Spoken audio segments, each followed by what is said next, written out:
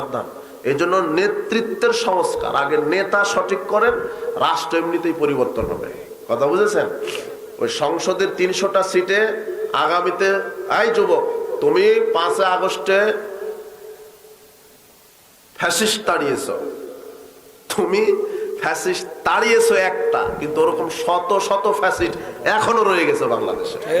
তোমার ডক্টর ইউনূস যদি আগামীকাল বলে এই ভোটের মাধ্যমে গণতান্ত্রিক সিস্টেমে আমি আবার নির্বাচন ঘোষণা করছি, তাহলে তুমি দুই চোখে সরষা ফুল দেখবা, মুদ্রার এই পিঠ আর ওই পিঠ, এক চুর গেছে আর এক চুর আবার বলবে। ও একটু বেশি খেয়েছে, একটু কম খাবে, এতটুকু, কিন্তু খাওয়া কম নেই। তুমি কেমন নেতাকে নির্বাচন করো? আগামীতে স্লোগান উঠাও, বাংলাদেশ সংসদের ৩০০টা সিটে এমপি মন্ত্রী হবে এই দেশের হকপন্থী আলেম ওলামা, আর সংবিধান হবে কোরআন হাদিস। যখন এই বাংলাদেশে সংবিধান হবে কোরআন হাদিস আর হকপন্থী আলেম ওলামা হবে যেদিন এই দেশের এমপি মন্ত্রী, কিসের তোমার দুর্নীতিবাজ, সুর, লুচ্চা, বদমাশ, গাঁজাখুরি, আমাখুর, বেনামাজি কেন বাংলাদেশের নেতা হবে? জি না, বাংলাদেশের নেতা হবে যারা এই দেশ মুসলমানের দেশ, এই দেশ চলবে আল্লাহর বিধানে।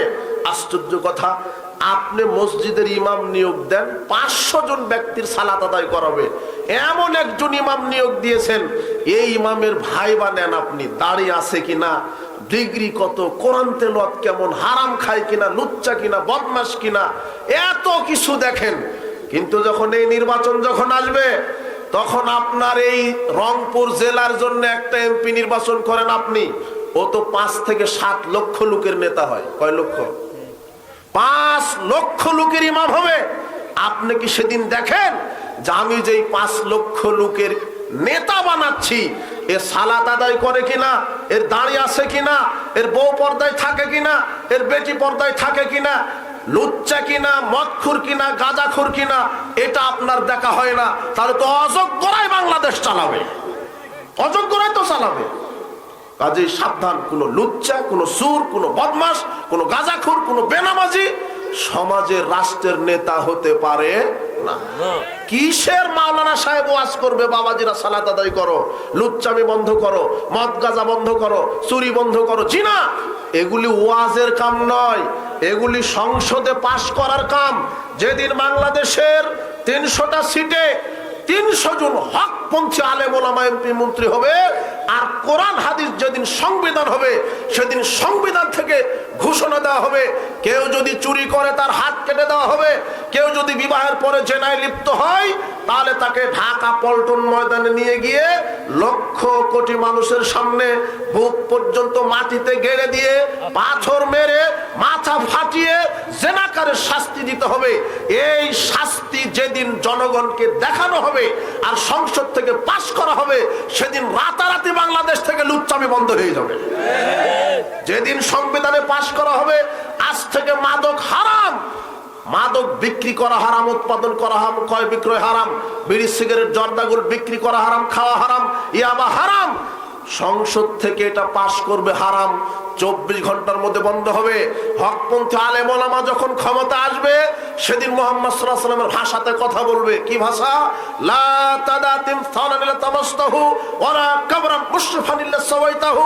মুহাম্মদ সাল্লাল্লাহু আলাইহি ওয়াসাল্লাম বলেছেন, শোনো, আজকে ইসলাম ক্ষমতায়, আজকে সংবিধান কোরআন, কাজেই সাহাবীগণ যত খানকা, মাজার, মিনার, শহীদ আছে, যত দরগা আছে, ওরস আছে, সব লাথি মেরে মাটি সমান করে দাও। বাংলাদেশের যখন আলেম ওলামা নেতা হবে, সেদিন ঘোষণা দিবে রাতারাতি আপনার খানকা, মাজার সবকিছু মাটির সমান করে দেওয়া হবে ইনশাআল্লাহ। এই বক্তব্যে কাজ হবে না, সংসদ থেকে পাশ করা হবে। 24 সেকেন্ডের ভিতরে এই ঠাকুরের ওমা তোমার আকাশ তোমার বাতাস, এই শিরকি সঙ্গীত 24 সেকেন্ডের মধ্যে বাংলাদেশ থেকে উৎখাত করতে হবে। এটা সংবিধান থেকে বলে দেওয়া হবে। হিন্দুর কবিতা চলবে কেন বাংলাদেশে? এই দেশ মুসলমানের, এই দেশ আলেম ওলামার, অন্তত কাজী নজরুলের সঙ্গীত চলা দরকার ছিল। ওমা থাকবো না কো বদ্ধ ঘরে, দেখবে এবার জগৎটাকে কেমন করে চলছে মানুষ, দেশ হতে দেশান্তরে অন্তত এটা চলার কথা তো ছিল। হিন্দুরটা চলবে কেন? রবীন্দ্রনাথের কবিতা চলবে কেন? ও তো হিন্দু, ও মুসলমানেরও শত্রু, ইসলামের শত্রু, ও বাংলাদেশের জাতীয় শত্রু একটা ছিল। এই আপনি সাবধান, ওরটা চলবে কেন? আল্লাহ আপনাকে হেদায়েত দান করুন। কথা বুঝেছেন? এই জন্য এই ভোট, এই গণতন্ত্র, এগুলি জাহিলিয়াত, প্রচলিত গণতন্ত্র, প্রচলিত ভোট পদ্ধতি, এগুলি চলবে না। ইসলামী সিলেকশন নিয়ে আসেন, ইসলামী সিলেকশন পদ্ধতিতে নেতা নির্বাচন হবে ইনশাআল্লাহ, এটা স্লোগান দেন। তাহলে হকপন্থী আলেম ওলামাই ক্ষমতায় আসবে, সেদিন বাংলাদেশ নিরাপদময় হবে, চুরি বন্ধ হবে, জেনা বন্ধ হবে। জেনা বন্ধ কি করবে তোমার নেতা? তোমার নেতারই 1400 নারীর সাথে জেনার সম্পর্ক। মদ গাঁজা বন্ধ করবে কিভাবে? তোমার নেতাই হারামখোর একটা। সাবধান, তুমি সাবধান হয়ে যাও। এই যুবক, ওই নেতার পিছনে ঘুরো না। বারাকাল্লাহ ফিকুম, জাযাকুমুল্লাহ খায়র, সুবহানাকাল্লাহি ওয়া বিহামদিক, আশহাদু আল্লা ইলাহা ইল্লা আনতা আস্তাগফিরুকা ওয়া আতুবু ইলাইক। আসসালামু আলাইকুম ওয়া রাহমাতুল্লাহি ওয়া বারাকাতুহু।